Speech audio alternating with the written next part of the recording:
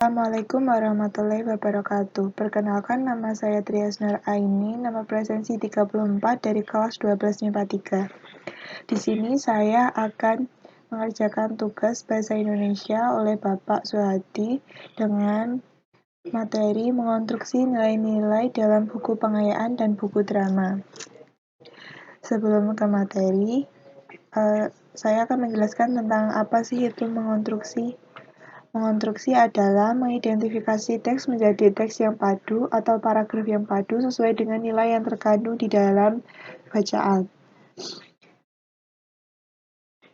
Buku pengayaan ini sendiri yaitu buku penunjang buku utama yang tidak terdapat aturan yang mengikat, biasanya berisi pengetahuan, keterampilan, ataupun kepribadian. Dapat berbentuk buku motivasi atau buku biografi. Buku pengayaan ini termasuk dalam buku non-fiksi. Selanjutnya, buku drama. Buku drama adalah kumpulan beberapa naskah cerita yang merupakan tiruan kehidupan manusia. Buku drama ini termasuk dalam buku fiksi. Langsung saja kita mengetahui apa saja nilai-nilai dalam suatu bacaan. Di sini saya hanya mengambil 4. Yang pertama adalah nilai moral. Nilai moral adalah sebagai keseluruhan norma yang mengatur tingkah laku manusia di masyarakat. Yang kedua, nilai religi. Nilai religi adalah segala sesuatu yang berhubungan atau bisa berguna bagi batin dan rohani manusia. Yang ketiga, nilai sosial. Nilai sosial adalah nilai yang dianut oleh suatu masyarakat mengenai apa yang dianggap baik dan apa yang dianggap buruk oleh masyarakat. Yang keempat, nilai ekonomi. Nilai ekonomi adalah nilai dalam cerpen atau novel yang berhubungan dengan status atau kondisi ekonomi, perdagangan, atau permasalahan ekonomi dalam masyarakat. Di sini saya akan mengonstruksi nilai-nilai yang terkandung dalam buku Hafalan Sholat Delisa sebagai buku fiksi dan buku Filosofi Teras sebagai buku non-fiksi. Buku fiksi Hafalan Sholat Delisa ini karya Terelie, sedangkan Filosofi Teras karya Henry Manampiring. Langsung saja, buku fiksi Hafalan Sholat Delisa. Yang pertama, nilai moral. Umi sedang mengajari Cut Aisyah dan Cut Zahra, sedangkan Fatimah membaca Al-Quran sendiri. Tak lagi diajari Umi. Kak Fatimah bahkan setahun terakhir sudah khatam 2 kali. Ini jadwal rutin mereka setiap habis subuh. Belajar ngaji dengan Umi. Meskipun juga belajar mengaji TPA dengan Ustadz Rahman di Meunasah. Delisa sedang memegang juz amanya, terbata-bata mengeja alif fathah, lalu masih banyak menguap. Terkantuk-kantuk menunggu giliran menghadap Umi, menyetor bacaan yang sedang diejanya pelan-pelan. Hafalan Sholat Delisa halaman 5. Dari penggalan tersebut menunjukkan bahwa kedekatan dan keharmonisan keluarga Umi Salimah. Umi Salimah berkewajiban untuk membimbing anaknya belajar sholat dan mengaji. Mereka selalu menyempatkan untuk mengaji dengan anak-anaknya selesai sholat subuh. Sholat subuh dilaksanakan secara berjamaah. Kegiatan tersebut dilakukan secara rutin. Fatimah sebagai anak sulung dapat membantu adik-adiknya. Umi Salimah menanamkan karakter religius kepada anak-anak dengan cara sholat berjamaah dan membaca Al-Quran. Ini menjadi kegiatan rutin keluarga mereka. Jadi penggalan tersebut mengandung nilai moral. Yang kedua, nilai sosial. Jangan koh, saya jadi tidak enak. Dulu waktu Fatimah beli koh Acan juga hanya mau bayar separuh, waktu Zahra dan Aisyah beli juga. Kali ini biarlah Delisa bayar penuh. Enggak, Haya. Saya enggak mungkin pasang harga mahal kalau buat hadiah hafalan sholat. Enggak mungkin lah. Ko Anca memperbaiki dupa di atas meja, panjangnya tersenyum meyakinkan. Ko Acan 100% Konghucu.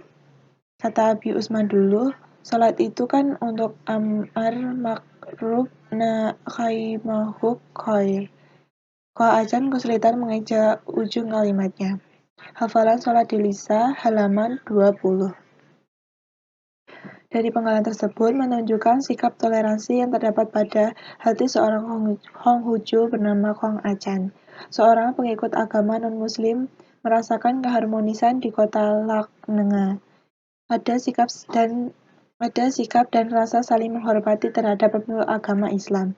Kong Acan adalah penjual kalung. Sikap toleransi antar umat beragama yang ditanamkan pada Kong Acan adalah bentuk rasa saling menghormati. Hal ini dibuktikan dengan memasang tarif separuh harga kalung yang dibeli Umi Salimah sebagai hadiah hafalan sholat. Kak Acan sangat senang jika banyak pemuda dapat sholat dengan benar. Jika hal itu dilakukan, maka daerahnya menjadi tentram. Keragaman agama ini menjadikan rasa toleransi dalam kehidupan bermasyarakat. Dalam agama di daerah Aceh, walaupun mayoritas daerah tersebut beragama Islam, mereka hidup berdampingan, menghormati antar pemeluknya, dan saling membantu dalam bermasyarakat dan bernegara. Di dalam penggalan buku Falansa Delisa halaman 20 ini mengandung nilai toleransi. Oke, yang selanjutnya adalah nilai ekonomi. Selama 6 minggu kemudian, Abi memutuskan untuk membangun kembali rumah mereka dengan bahan bangunan apa adanya. Hanya berdinding batu bata tanpa diplaster, beratap seng bekas reruntuhan, dan berlantai keramik mereka yang lama. Abi dibantu Sersan Ahmed dan pasukannya, serta penduduk Lohnga setempat mengerjakan rumah tersebut seharian. Hafalan Surat Delisa halaman 171. Dari penggalan tersebut, salah satu tokoh bernama Abi Usman, salah satu warga Aceh yang terkena bencana, kehilangan harta benda walaupun ia saat kejadian tidak berada di Aceh. Abi Usman berada di luar kota. Ia kehilangan rumah, istri, dan anak-anaknya. Ia hanya mempunyai putri satu-satunya bernama Delisa yang masih selamat. Abi Usman ingin mandiri dengan mendirikan rumah swadaya dari sisa-sisa bencana. Ia tidak ingin berada terus-menerus di posko bantuan. Dengan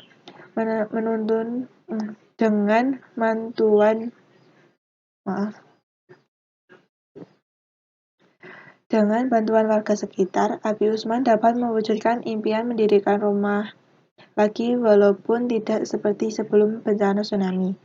Ada nilai-nilai kemandirian tersendiri terhadap keluarga korban tsunami yang selamat untuk bangkit lagi. Ini bagian dari sikap optimis untuk mandiri setelah bencana. Oke, lanjut. Untuk yang buku non-fiksi, Filosofi Teras. Yang pertama, nilai moral. Saat subuh, ketika kamu merasa sulit meninggalkan tempat tidur, katakan pada dirimu sendiri, saya harus bekerja sebagai manusia. Apa yang harus saya keluhkan jika saya memang mengerjakan hal-hal yang untuknya saya dilahirkan, segala hal yang memang harus saya lakukan datang ke dunia ini? Atau inikah mengapa saya diciptakan? Untuk meringkuk di bawah selimut agar tetap hangat. Filosofi Teras, halaman 79. Dari penggalan tersebut, menjelaskan tentang bagaimana tingkah laku kehidupan kita sehari-hari. Jadi, penggalan tersebut termasuk dalam nilai moral. Yang kedua, nilai sosial. Ingatlah bahwa ada jauh lebih banyak orang daripada orang kaya, tetapi kamu tidak melihat mereka semua terlihat lebih murung dan lebih khawatir daripada orang kaya. Bahkan, saya curiga mereka justru lebih bahagia karena lebih sedikit hal-hal yang bisa mengganggu pikiran mereka. Coba kita amati orang-orang kaya. Tidaklah mereka seringkali terlihat sama saja dengan yang miskin. Filosofi Teras halaman 85. Penggalan tersebut menjelaskan tentang bagaimana kehidupan sehari-hari dengan interaksi sosial yang ada di sekitar. Lanjut, yang ketiga, nilai religi. Ini sebenarnya sangat disayangkan, karena berbagai agama menaruhkan mutiara kehidupan yang kaya dan saling melengkapi. Tetapi label identitas agama yang berbeda-beda justru bisa menghadirkan tembok-tembok yang memisahkan. Karena gue Kristen, gue nggak mau membaca kebijakan yang ada di agama Islam. Atau, karena gue Muslim, gue nggak mau membaca kebijaksanaan yang ada di agama Hindu, dan seterusnya. Filosofi Teras halaman 20. Sekian presentasi dari saya. Apabila ada yang mau ditanyakan, bisa langsung aja ke kolom komentar. Terima kasih sudah menonton video ini. Apabila ada salah kata mohon dimaafkan. Wassalamualaikum warahmatullahi wabarakatuh.